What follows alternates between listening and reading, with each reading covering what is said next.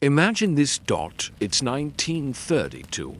The Great Depression is in full, despairing swing. The banks are gone. The jobs are gone. And if you're lucky, your dinner is probably half a potato and an argument about optimism. Now picture this, a ballroom, filled with hundreds of people. The air is thick, the kind of thick that makes you feel like you're breathing soup. There's a band in the corner, half asleep, playing a slow waltz that sounds like it, too, wants to die. And on the dance floor, there are couples. So many couples. They've been dancing for, well, weeks. They are exhausted. They are pale. They smell like regret and talcum powder. Their movements are mechanical. One foot, another foot. Slump, sway, shuffle. Their heads loll forward like overripe fruit. Some are asleep while still upright, clinging to their partner like to very tired coat racks. The crowd cheers weakly. A man coughs. Someone wins a sandwich. Welcome to the Great American Dance. Marathon, a competition where people didn't just dance for fun. They danced for survival. And not for hours or days, but for months. I'm not exaggerating. There were marathons that lasted over 2,000 hours. That's 80 days of continuous movement, minus the parts where contestants collapsed, hallucinated, or briefly forgot what human language was. It was part sport, part circus, part existential crisis with jazz accompaniment, and the wildest part. People paid to watch it. Thousands of spectators lined up to gawk at the living undead. People who had decided that the best way to endure the Great Depression was to dance directly into madness. This was America in the 1930s. Broke, bored, and running on caffeine, desperation, and applause. But to understand how a nation ended up cheering for sleep-deprived people, waltzing into nervous breakdowns, we need to go back a bit.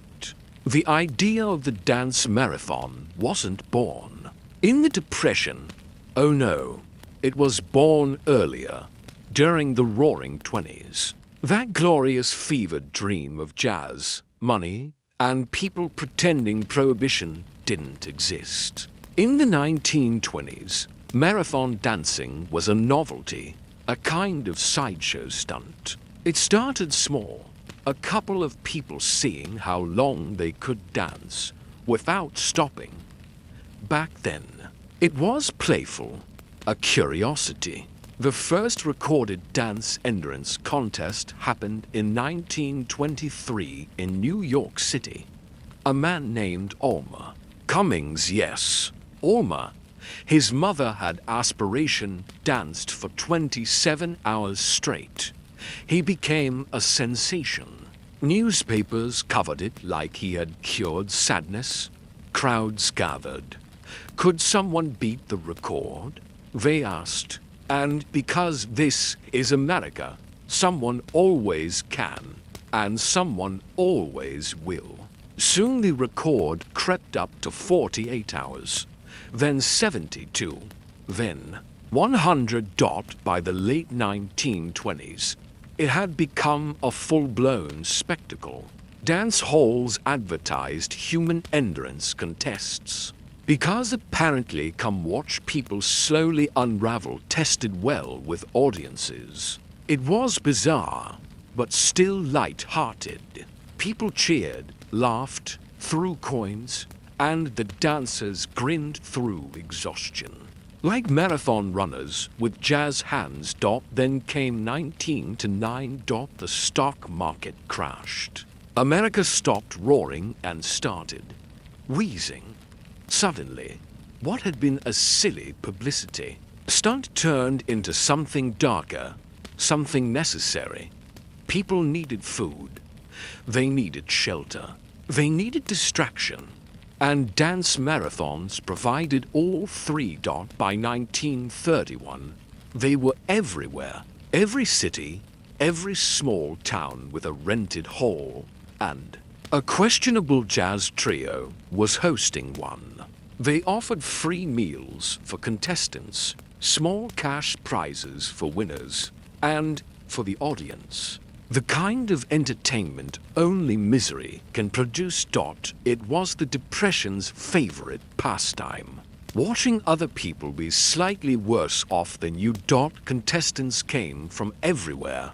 Farmers, factory workers, out-of-work actors, pregnant women, soldiers, preachers, teenagers, drifters. Everyone thought they could be the one to outlast the rest.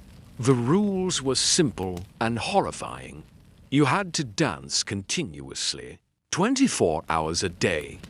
You could lean on your partner, sway in place, or shuffle like a sleep-deprived penguin. But you could not stop moving. Every hour, you got a 15-minute break. That's it. 15 minutes to eat, wash, and, if you were efficient, collapse face first into a cot before being hauled up again. To continue your descent into rhythmic madness. They called them derbies, walkathons, or stamina contests. Promoters claimed it was about endurance and the triumph of the human spirit. But it wasn't. It was about spectacle. It was about survival. It was about selling tickets. Because while the contestants danced themselves delirious for $50 or $100, the promoters made thousands. And in a time when people couldn't afford bread. Watching people lose their sanity for money was, somehow, comfortingly relatable. If you're wondering how long these marathons lasted, well, you might want to sit down. The average one ran anywhere between 1,000 and 2,000 hours. That's 40 to 80 days. Imagine dancing continuously from New Year's to almost Easter.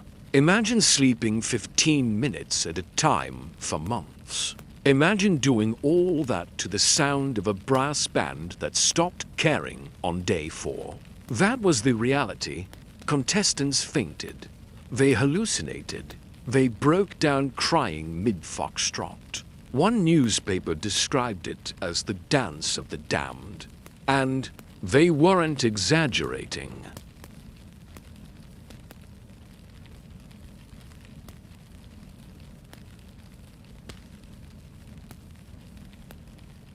Picture the ballroom again. The band plays something upbeat. Because the audience paid good money to hear joy. Even if no one on the floor remembers what joy is. It's our 316. The dancers look like ghosts that forgot how to haunt properly. Their hair is plastered with sweat. Their feet are wrapped in layers of bandages and bad decisions. Their eyes are open, but they're not there. Every few minutes, someone collapses. When they do, a floor judge, yes, that was a real job, comes trotting over with the enthusiasm of a man trying not to step on human despair.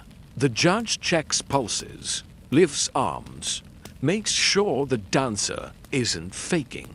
If they're still twitching, they're told to get back up and keep going. If they're out cold, they're disqualified. And the crowd cheers, because nothing says wholesome entertainment like watching your neighbor get dragged off the floor by the ankles. The rules were strict, absurd, and disturbingly specific. To keep things fair, dancers had to keep one foot on the floor at all times. They couldn't lean against the walls, or sit, or rest on tables. They could only support themselves by clinging to their partner. which often looked less like dancing and more like to people slow drowning in each other's misery. Every hour, the whistle blew, 15 minutes of freedom. Contestants rushed, or more accurately, limped to their cots. They'd shove food into their mouths while half asleep. Some didn't bother eating.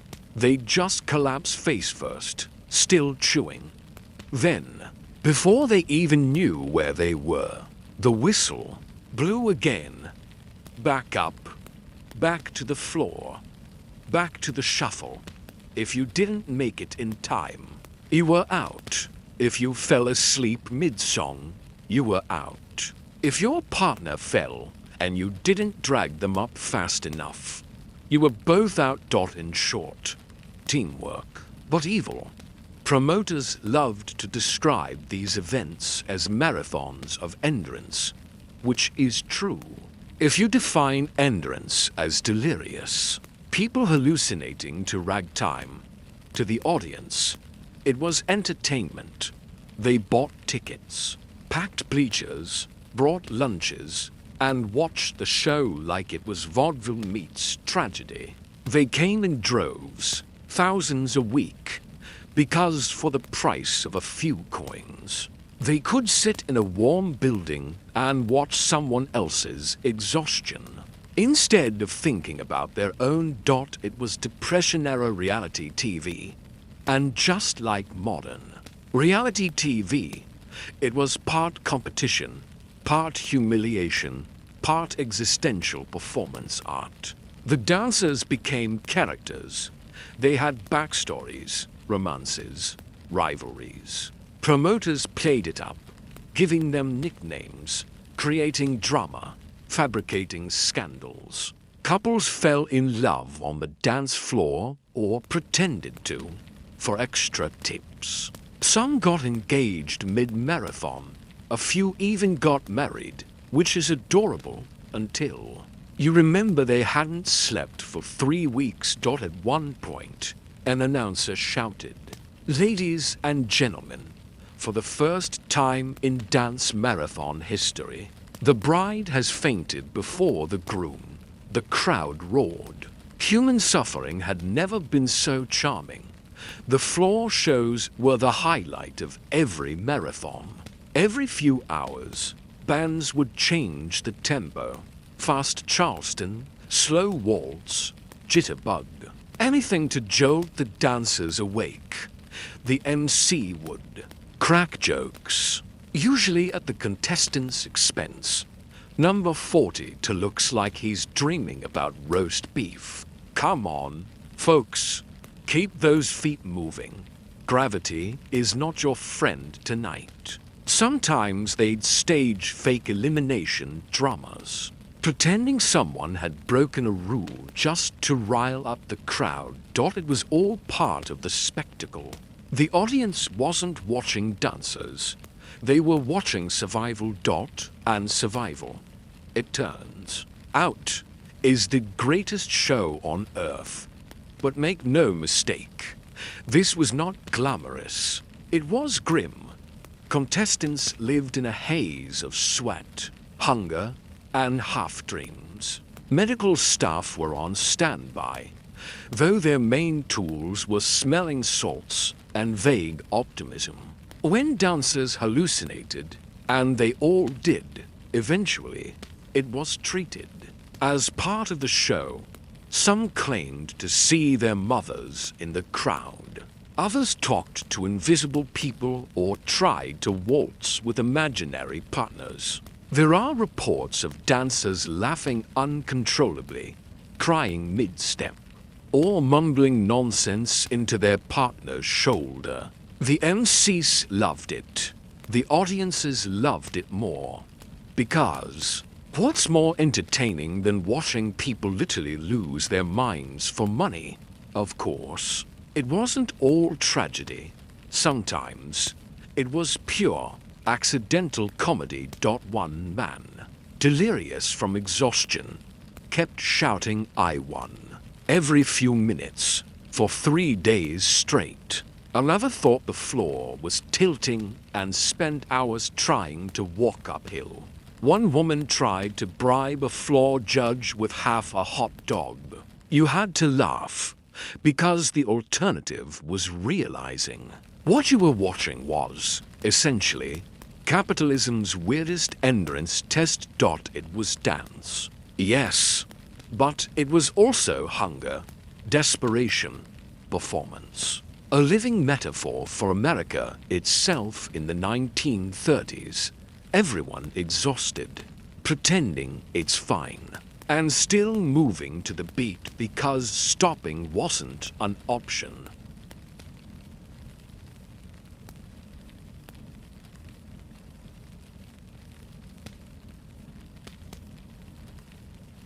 By the early 1930s, dance marathons weren't just local curiosities. They were America's favorite fever dream.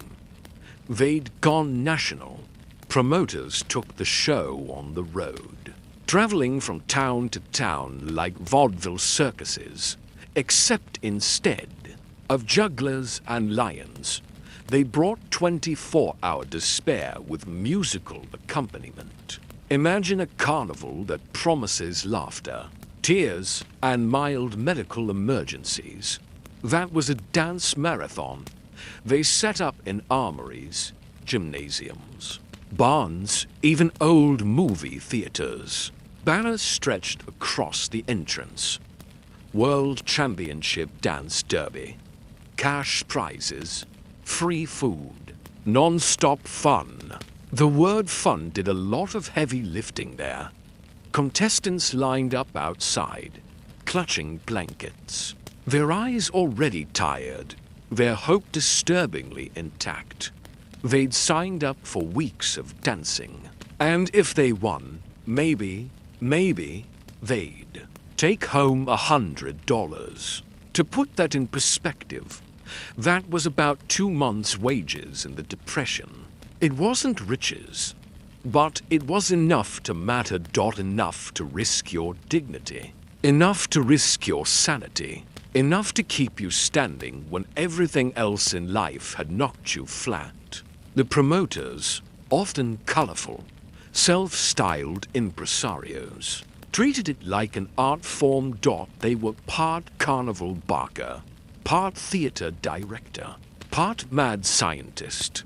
They scheduled excitement events to keep the audience coming back. Things like speed rounds, sleep derbies, and the infamous derby laps, where couples had to run around the dance floor until someone dropped. Yes, run. Imagine sprinting after 600 hours of barely being conscious. It was chaos. People fell, tripped, screamed. Spectators gasped. And the band kept playing. If this all sounds dystopian, that's because it absolutely was. But it was also incredibly popular.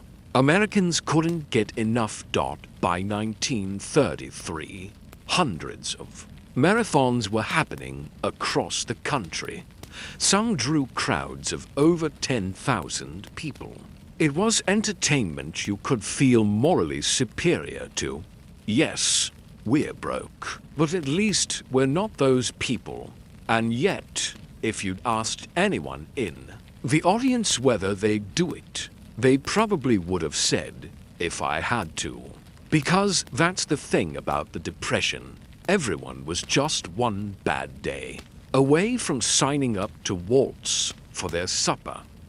The contestants became local celebrities. They were given nicknames like Dancing Dan, Sleepy Sue, or the Iron Couple. Promoters wrote fake love stories about them in the newspaper. Radio stations broadcast updates like sports commentary. And here they go. Folks, couple number 7 is still holding strong at 1,100 hours. They're tired, but their love and their shoes endure. It was grotesque, endearing, and weirdly patriotic all at once, because in a strange way. The dancers represented what America liked to believe about itself, that no matter how bad things got, we just keep going. No sleep, no money, no sense, just endless motion. And make no mistake, people loved the drama. When couples fought on the floor, the crowd leaned forward. When someone fainted, they clapped as if it were part of the choreography. When romances bloomed mid-marathon, they swooned. One promoter even hired actors to pretend to be contestants. Just two guaranteed juicy storylines. There were secret lovers, heroic husbands, pregnant wives dancing for their unborn child. All half true, half scripted, and fully deranged. It was theater disguised as exhaustion. But not everyone was applauding. Moral reformers were horrified. Churches, newspapers, and even psychologists began calling dance marathons a blight on the nation's dignity. They said it encouraged sin, exploited the poor, and glorified suffering. And, to be fair, they weren't wrong. Some states began banning them outright. City councils debated whether these endurance contests counted as entertainment or as public cruelty. Mayors described them as legalized human torture. Doctors testified about contestants collapsing from dehydration, malnutrition, and exhaustion-induced psychosis. One dancer famously looked at a judge during the final hour and calmly said, "I think I've been asleep for 4 days. Am I still alive?" And the judge said, "Yes, and you're still in 3rd place." America applauded. Even with the outrage, the shows rolled on because controversy sells tickets. Promoters leaned into it. They started advertising marathons as tests of faith, tributes to endurance, and even symbols of American grit. Suddenly, what had been borderline unethical was now patriotic. Because in America, if something looks like suffering but you slap a flag on it, it becomes an inspirational story.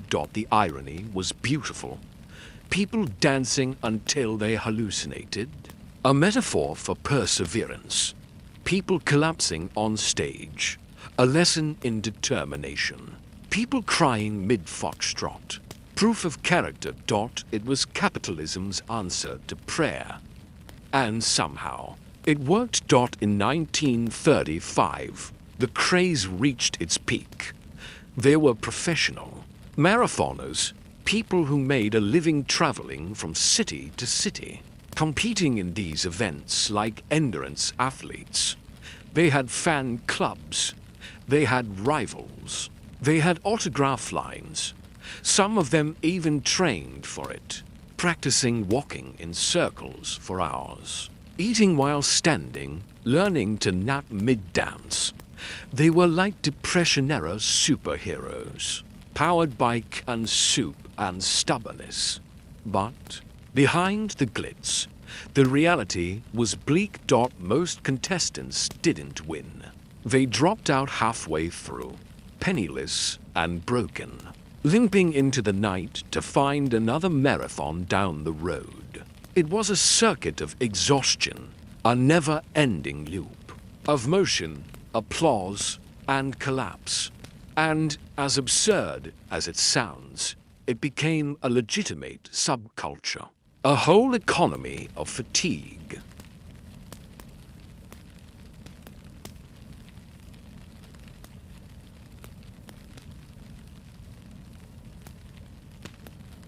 Let's step inside one of the most infamous marathons of them all.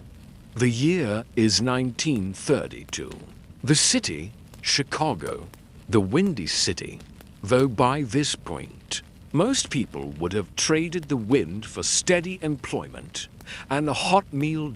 Inside a downtown ballroom, Hundreds of people gather under chandeliers that have seen better, richer days. The posters outside say, "The Great Endurance Dance 1000 hours. Grand prize. $1,000.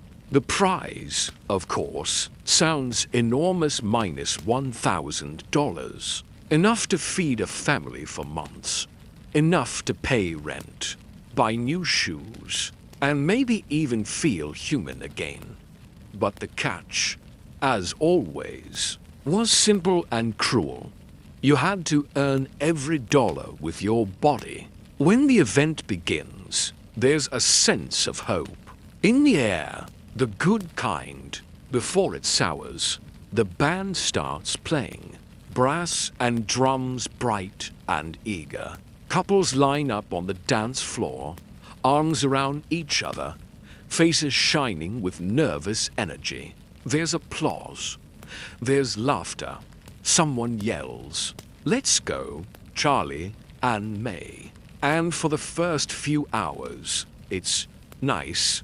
They dance like real dancers. Charleston steps, swing twirls, laughter echoing across the floor. The crowd cheers, drinks lemonade, places bets. It's all fun and flapper energy. Until it isn't. Because after 12 hours, the smiles fade. After 24, the dancers move slower, smaller. After 72, it looks like a battlefield. Only everyone's wearing evening attire. The crowd notices. They start coming because of the exhaustion. The spectacle of collapse becomes the main attraction. The ticket booth outside advertises, "See human endurance pushed to its limits." It's not entertainment anymore. It's a slow-motion train wreck with jazz. The organizers know this. Of course. That's why they stage derby hours. At random intervals, the MC blows a whistle and announces, "All right, folks, it's time for a derby." The band switches to something loud and frantic. Every couple has to start circling the floor at a run. The crowd screams, "Go, go, go." And for 10 minutes, chaos reigns. Men trip. Women stumble. Someone's shoe flies into the orchestra pit. When it's over, half the floor is littered with people gasping for breath. The MC cracks a joke about thinning the herd. The audience laughs. It's ancient bread and circus logic. Feed the crowd just enough misery to keep them entertained. And it works. By week 2. The contestants are barely human anymore. They walk, sleep, eat, and dream all at once. They sway, together in slow motion, faces pressed into each other's shoulders. They whisper nonsense to stay awake. They invent little mantras. One more song, one more hour, one more step. Every few hours, a couple is disqualified. Sometimes they fall asleep mid-step. Sometimes they faint. Sometimes they just stop moving. When that happens, the judges blow their whistles, and the band keeps playing. The other dancers keep going. The disqualified pair is dragged off stage, usually to a small room in the back, where they lie down and don't get up for 12 hours. It's not dramatic, just quietly horrifying. And yet, every seat in the house is full. The depression might have emptied pockets, but it never emptied curiosity. There are also the floor nurses, women in white uniforms who administer smelling salts, water, and whatever basic mercy they can. They move among the dancers like ghosts of compassion. Some become minor celebrities themselves. Newspapers write about them, angels of the dance floor. But it's all part of the act. The illusion that what's happening is noble. That this isn't a public breakdown, but a contest. That the dancers aren't collapsing. They're competing. Let's meet one of them. Because all this madness makes more sense when you know who these people were. There's Mary Callahan, 23 years old, from Iowa. She came to Chicago looking for work and found none. When she saw the marathon poster, she thought, why not? Free meals, a roof, and maybe a chance at a prize. She partners with Eddie, a quiet man who used to work in a shoe factory. They start strong.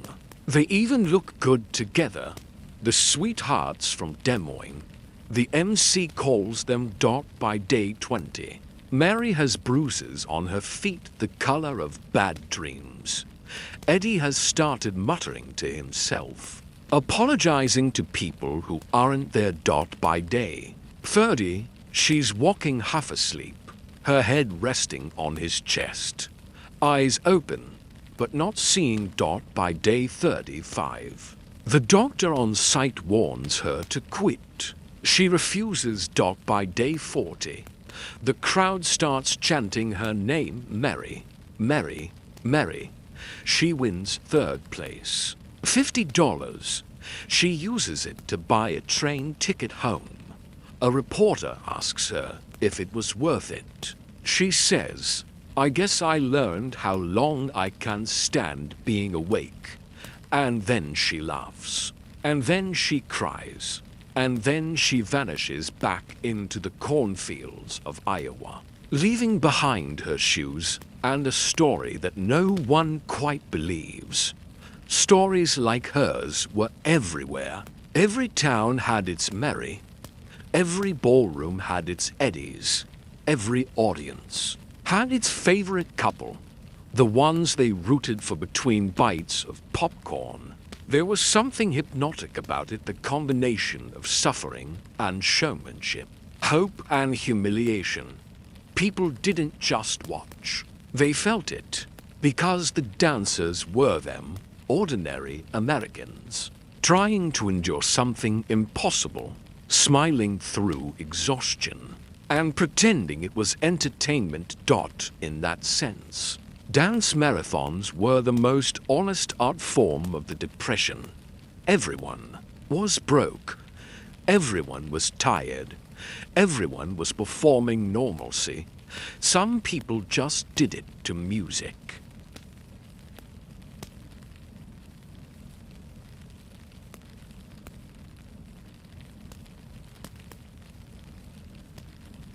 By the mid-1930s, the Great American Dance Marathon had gone from quirky endurance contest to national obsession, and then, inevitably, to national scandal. Because, as with all things America loves too much, money, fame, and caffeinated beverages, it got weird.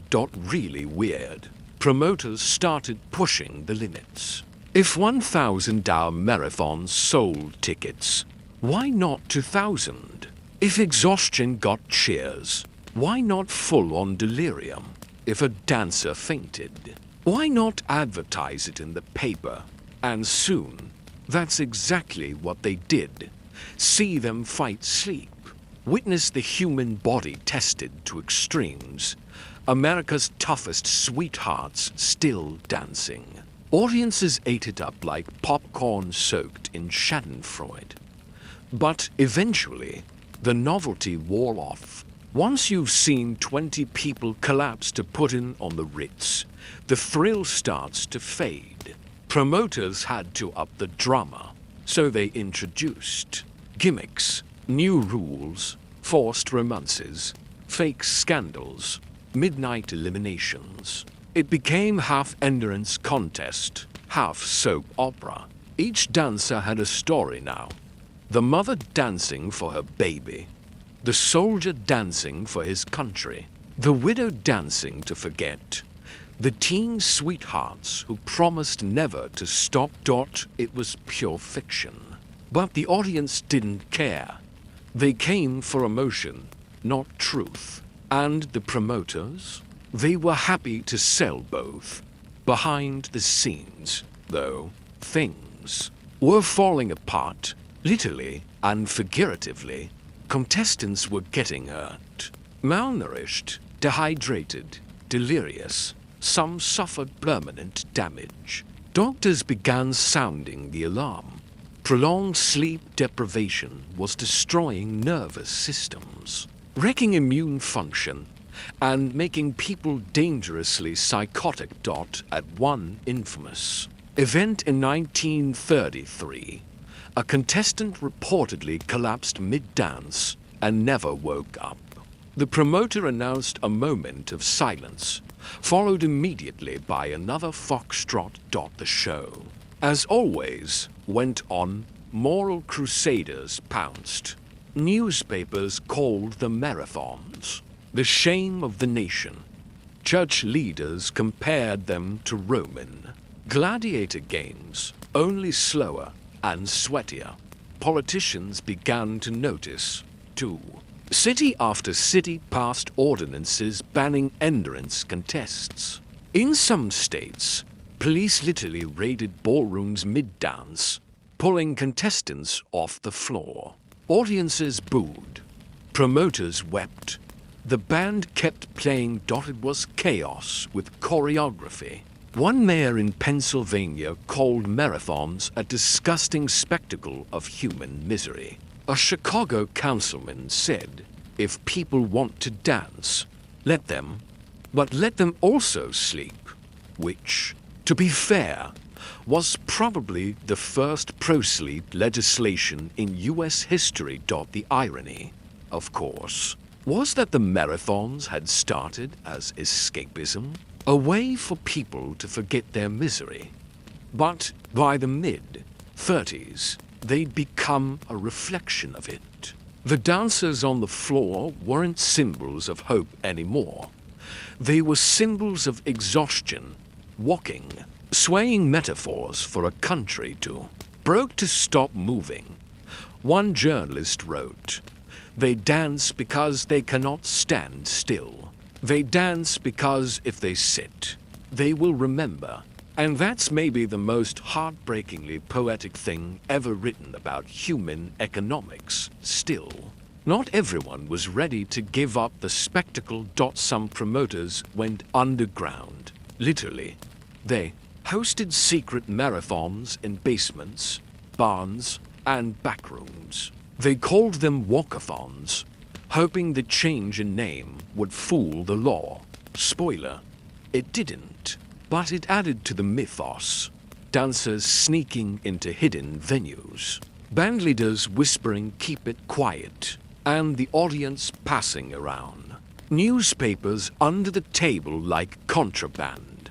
The whole thing started to feel like jazz music's darker cousin, forbidden, tragic, and weirdly glamorous.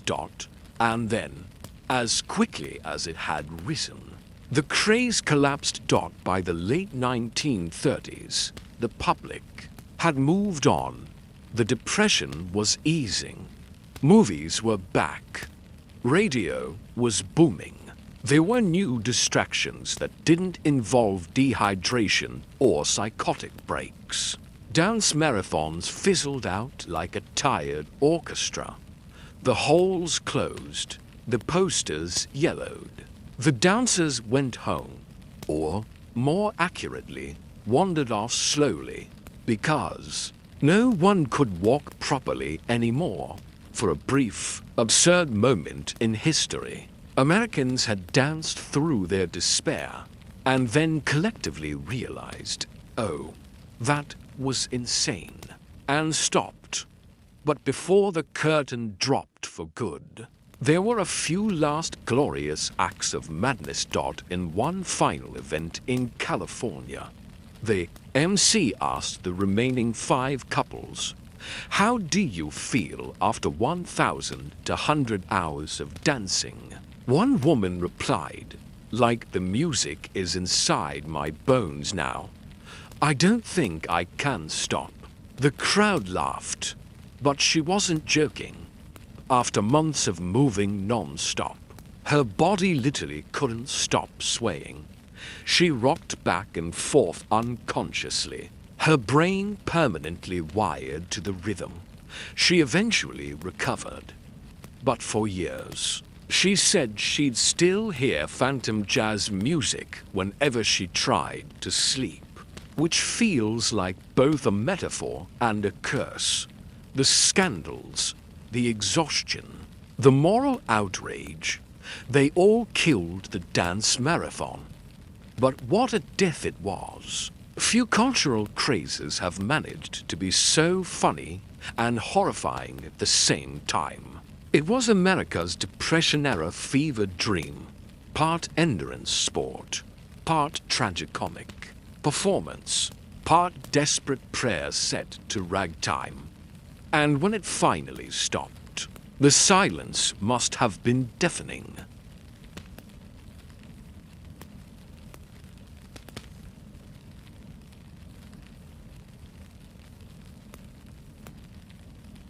When the music finally stopped, when the crowds went home, the bands packed up, and the floorboards stopped trembling, America was left with a strange kind of hangover.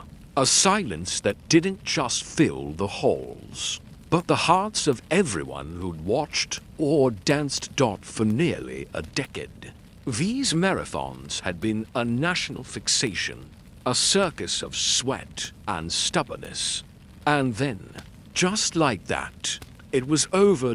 No farewell concert, no closing number, just the quiet sound of shoes no longer shuffling. The dancers, those human metronomes who had kept the rhythm of survival, were scattered. Some returned home, broke but famous for 15 minutes. Some kept chasing the circuit, even as the circuit crumbled. Some simply disappeared into the dust of the Depression as if they danced straight off the map. Most of them never danced again, literally couldn't. Their feet were ruined. Blisters turned to scars, tendons torn, joints permanently swollen. One dancer later said, "When I hear a saxophone now, my knees hurt." Another swore that for years, whenever she walked down the street, she could feel her body swaying in rhythm, as if she was still in motion, still chasing the whistle that said, "Keep going, it's funny, and it's awful, and it's also kind of perfect." Because that's exactly what the Great Depression did to people. It taught them how to keep moving long after the music stopped. Promoters, ever the entrepreneurs of exhaustion, tried to reinvent themselves. Some became carnival operators. Some moved into Hollywood, selling their talent for spectacle to studios that wanted a little bit of human misery in there. Movies. One even bragged, "I taught America how to watch pain for entertainment," which, if we're being honest, is one of the most accidentally prophetic sentences ever uttered.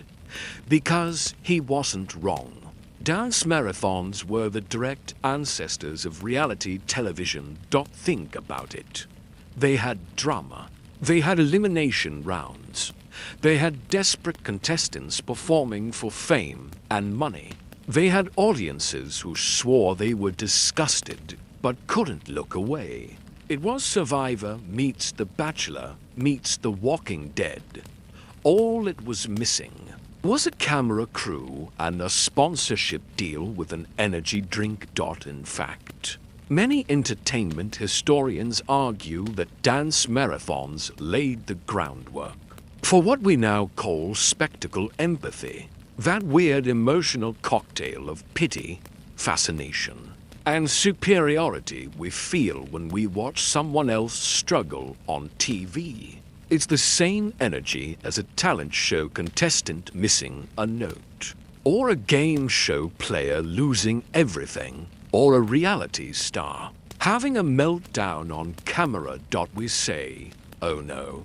But what we mean is, oh yes. This is very watchable. The dance marathons just did it with more sweat and fewer confessionals. As for the moral backlash, it never really went away. Psychologists studied the phenomenon for decades. Why had people participated? Why had others watched? Was it masochism, voyeurism, desperation disguised as entertainment? One sociologist in 1941 wrote, "The dance marathon was America's mirror during its darkest hour. It reflected not joy, but endurance, and our endless capacity to mistake one for the other." Which, frankly, is so true it should be embroidered on a pillow. But the legacy wasn't all bleak. For some, the marathons had been their only lifeline. They'd found food, friends, even love there. There were couples who met mid-marathon, somehow married, and managed to live happily ever after, though presumably on a strict no dancing policy.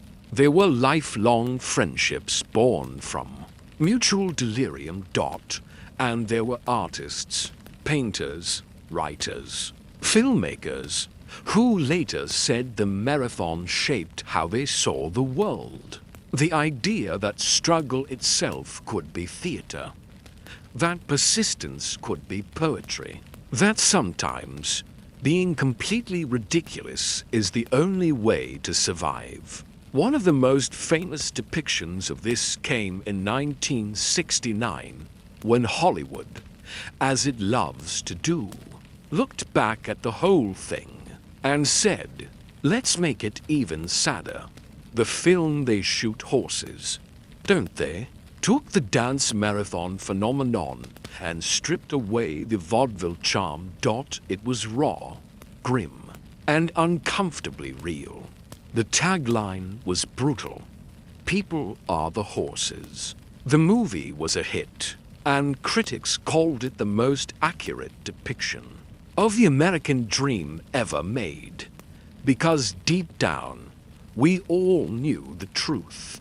The dance marathons weren't some strange historical footnote.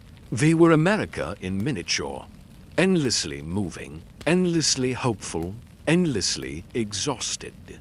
And while the marathons disappeared, their spirit didn't. You can still find it in endurance fundraisers, viral challenges, streaming marathons, and anywhere people push themselves to the brink for applause. We've traded ballroom floors for screens, jazz bands for comment sections, but the rhythm's the same.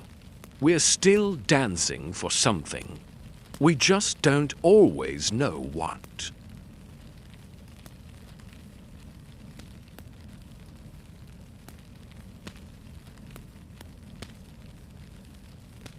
There's something very American about the idea that pain can be entertaining.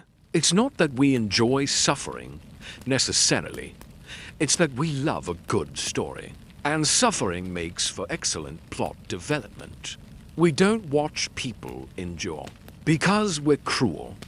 We watch them because we see ourselves in them. The great American dance marathons were the perfect mirror for that. They weren't about music or movement. They were about meaning, the desperate, irrational need to keep going when every sensible part of you says, stop. And that's what makes them weirdly beautiful.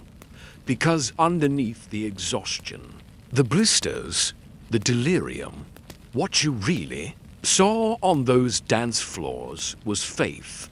Not religious faith, not political faith, but faith in motion itself. The belief that if you just keep moving, things will eventually get better. And if that isn't the most American thing ever invented, I don't know what is. But let's talk about why we turned it into a show. Because humans have this strange relationship with exhaustion. We admire it, we fear it, and most of all, we consume it. We love to watch people push themselves beyond reason. Climbers scaling Everest, runners collapsing at the finish line, chefs screaming through 16-hour shifts, influencers live streaming for 72 hours straight. It's all the same impulse. The holy spectacle of burnout. We can't look away, because part of us whispers, if they can survive that, maybe I can survive this. It's both empathy and self-medication. The dancers became stand-ins for everyone barely holding it together. They danced our fatigue for us. They turned our quiet despair into choreography. It was art by accident, a performance about endurance performed by the desperate.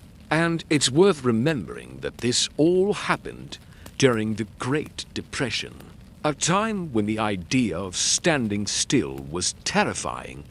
If you stopped, you sank. If you rested, you risked losing everything. So people danced, walked, marched, hustled, sold apples, played instruments, made shows, anything to prove they were still alive. The dance marathons didn't cause the madness. They just set it to music. They gave a rhythm to the struggle. And for some people, that rhythm was the only thing keeping them upright. Psychologists later studied this phenomenon and came up with all kinds of names for it: communal catharsis, group endurance bonding, dissociative solidarity. I call it the great American lie we tell ourselves before collapsing. The lie that effort is always noble, that motion equals progress, that exhaustion equals virtue. We see it everywhere, in work culture, in sports, in art, in politics. We don't rest, we don't stop. We brag about burnout like it's a merit badge. It's the same impulse that kept those dancers swaying through delirium. The fear that if we stop, someone else will win, even if the prize doesn't exist anymore. There's also something addictive about spectacle. It tricks the brain into thinking it's participating. When you watch those marathons, or when you watch reality TV now, you feel like you're doing something. You feel invested. You start rooting for people you've never met. You live through their pain like it's your own. It's the illusion of empathy without the responsibility. And in times of hardship, when life feels too big and too cruel, that illusion is comforting. The audience didn't come to mock the dancers.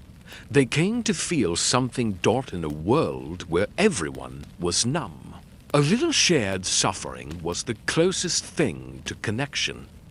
If all of this sounds bleak, well, it is. But it's also weirdly hopeful, because the dance marathons, for all their absurdity, revealed something remarkable about people. We'll go to extraordinary, ridiculous, and sometimes downright dangerous lengths just to stay part of the story. We can turn anything, even despair, into performance. We can find rhythm in ruin. We can find community in collapse. That's the genius of being human. We survive by making meaning out of nonsense. And sometimes that meaning involves a dance floor, a brass band, and 100 people hallucinating in sequence. And maybe that's why the memory of those marathons still feels strangely comforting. Because they remind us that even at our lowest, we're capable of something absurdly beautiful. Persistence. Not triumph, not grace, just persistence. The ability to keep moving, keep laughing, keep sweating. Keep believing that maybe, just maybe, the next song will be easier. It rarely is, of course. But the hope is enough. And the hope, in its own exhausted way, is kind of magnificent.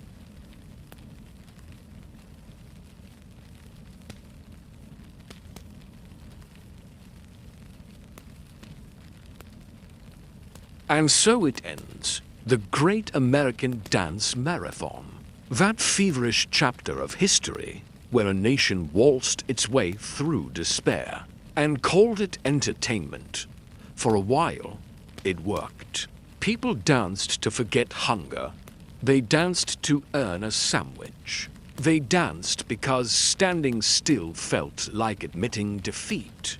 And when you think about it, isn't that what most of us do, in one form or another? We keep moving. We stay busy. We fill the silence with noise. We call exhaustion ambition and collapse a learning experience. We may not be on the dance floor anymore, but let's be honest. We're still doing the marathon. We're just wearing nicer shoes. The dancers themselves, the Marys, the Eddies, the endless couples of desperation and hope are long gone now. Their shoes have disintegrated. Their medals, if they got any, are lost in attics. Their stories are buried in yellowed newspapers. But if you close your eyes, you can still hear them. The soft scrape of shoes on hardwood. The breathless laughter between songs. The band that won't stop playing. Somewhere in the echo of it all, there's this whisper. Just one more song. Just one more hour. We can make it. It's not triumph. It's not tragedy. It's just the human condition, set to music. What's beautiful, and a little terrifying, is how much of the world still works like that. The details change, but the rhythm DOES and single quotes T. Now it's 24-hour news cycles instead of dance floors. Endless deadlines instead of derbies. Influencers instead of contestants. Applause buttons instead of audiences. We've traded the ballroom for the broadband. And we still keep moving. Half awake, half dreaming, smiling for the crowd. Hoping the next round will be the one that matters. We measure success in endurance. And exhaustion in applause. It's funny. And it's heartbreaking. And it's so human. But if there's one thing the great dance marathons left us, beyond the sweaty footprints and moral outrage, it's the reminder that even in chaos, we reach for beauty. The dancers weren't just victims or fools. They were artists of survival. They took the worst thing that could happen, mass poverty, hunger, despair, and turned it into choreography. They turned fatigue into rhythm. They turned desperation into grace. That's not madness. That's alchemy. That's the magic trick humanity keeps performing. We can't make pain disappear, but we can make it move in time to the music.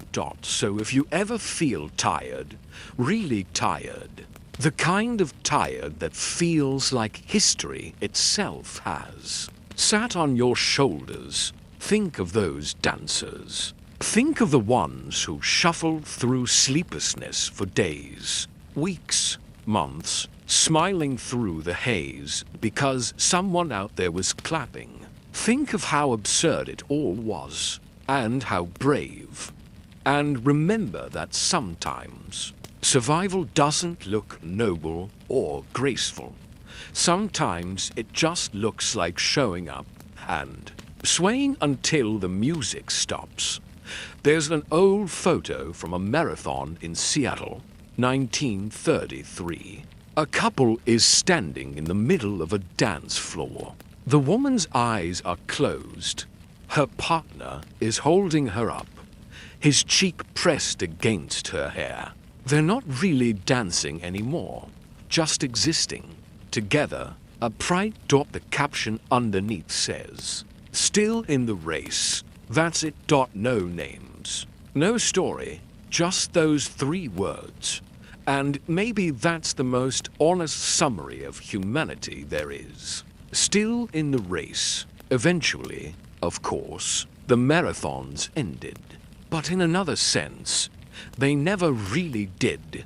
Every time we push ourselves past reason, every time we chase meaning in exhaustion, every time we perform endurance for someone else's applause, we're back on that dance floor.